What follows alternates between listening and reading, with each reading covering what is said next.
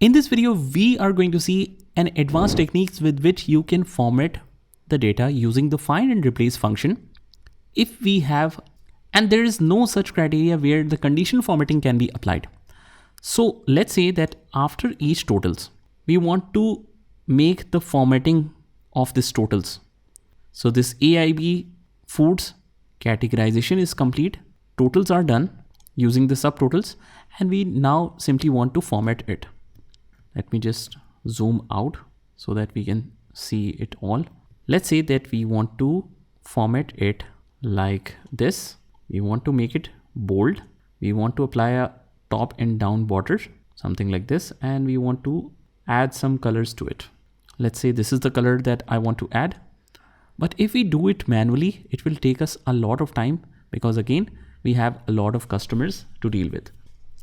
So can we use the conditional formatting and just define a condition to automatically format all the cells?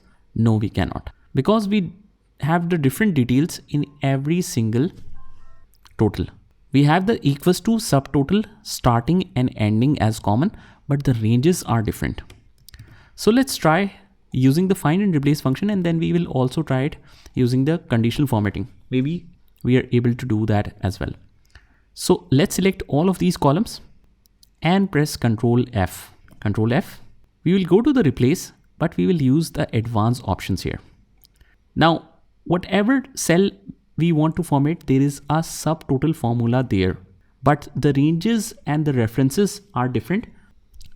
So we will use a reference, find what? Find subtotal, because subtotal is common for all. Bracket open is common for all, only the middle part is different. So we will use a static for it. That means whatever is in between that, just still find that, and it should end with bracket close. Replace with what? Replace with not a specific text, we want to replace it with a format. Let's go to the format and explore some different options. In the fill, let's use, let's say this light green color. Borders, we want to apply a top border, a thick top border, and a bottom border only. Font should be bold and all good. Click OK. This is the preview. And if we replace this all done. We made 676 replacements. So how cool is that? We are able to make the totals along with the formatting right away.